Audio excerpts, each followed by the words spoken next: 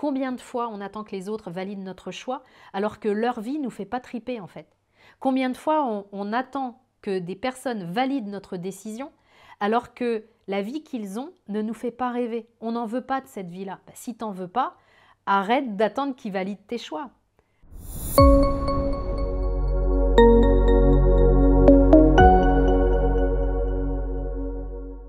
Il peut arriver sur notre parcours qu'on soit comme une croisée des chemins en fait. Tu sais que tu dois changer, tu sais que tu dois bouger, puis il y a plusieurs options possibles qui sont devant toi. Et parfois tu peux être perdu parce que tu as peur de prendre la mauvaise décision. On a tellement peur de se tromper, on a tellement été briefés, éduqués à ne pas faire d'erreurs, à ce qu'on souligne nos erreurs, que quand on a une décision à prendre, on peut vraiment avoir peur de se tromper.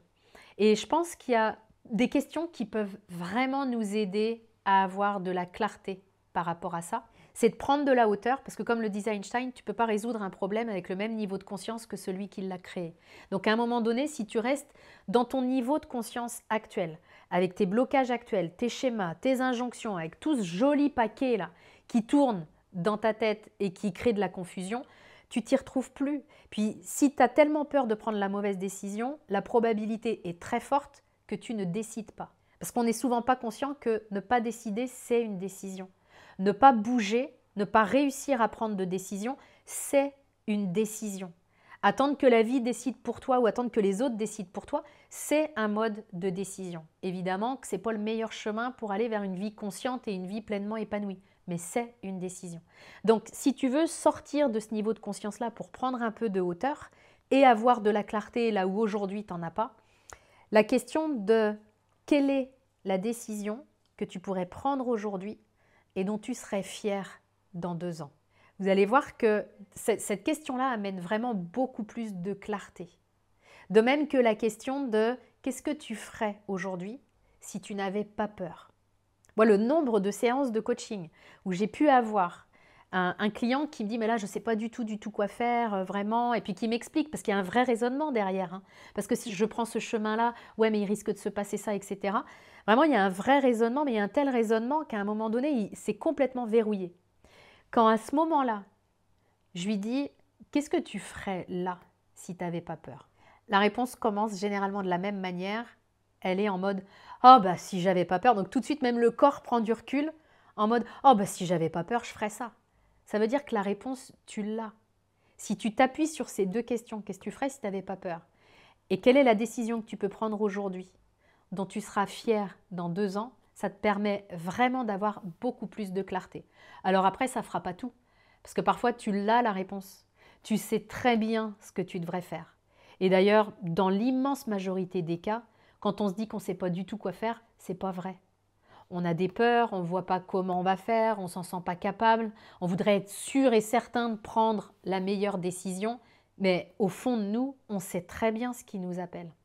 On sait très bien ce qu'on a envie de faire. Eh bien, pour te reconnecter à cette certitude, le fait d'utiliser ces 2 questions-là, ça peut vraiment être un chemin. Après, ce qui restera à faire, c'est mettre en place cette décision-là. C'est avoir le courage de passer à l'action.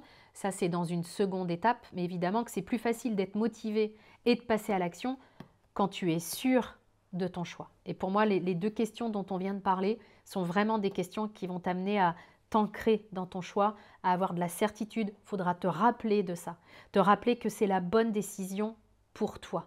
Est-ce que c'est une décision que les autres valideront? Non, pas forcément. Mais ça, on s'en fout, c'est pas le sujet. Combien de fois on attend que les autres valident notre choix alors que leur vie ne nous fait pas triper en fait? Combien de fois on attend que des personnes valident notre décision alors que la vie qu'ils ont ne nous fait pas rêver? On n'en veut pas de cette vie-là. Si tu n'en veux pas, arrête d'attendre qu'ils valident tes choix. Puisque s'ils ont cette vie-là, c'est qu'ils ont fait les choix qui vont avec. Si tu ne veux pas la même vie, il ne faut pas que tu fasses les mêmes choix. Donc c'est important de se détacher de ça pour se reconnecter à ce qui est bon pour nous. Oui, ça demande du courage, mais il y a une récompense de dingue au bout qui est de prendre le risque de vivre ta vraie vie en fait. Vraiment, te sentir vivant dans ta propre vie, punaise, c'est un cadeau qu'on peut tous se faire en fait. Il y a tellement de personnes qui vivent une vie qui ne les fait pas triper et il n'y a pas de jugement, je l'ai fait pendant des années. Mais à un moment donné, quand tu vis cette vie-là, quand ta vie elle n'a pas de sens, puis que tu continues quand même, bah, tu es déjà mort en fait. Tu n'es juste pas encore enterré, ce sera une formalité qu'on va faire dans quelques années, mais tu es déjà mort. Alors que tu as la possibilité de vivre ta vraie vie aujourd'hui. Est-ce que tu vas le faire? Est-ce que tu vas le décider? Bah ça appartient à chacun de nous, mais c'est possible pour chacun de nous.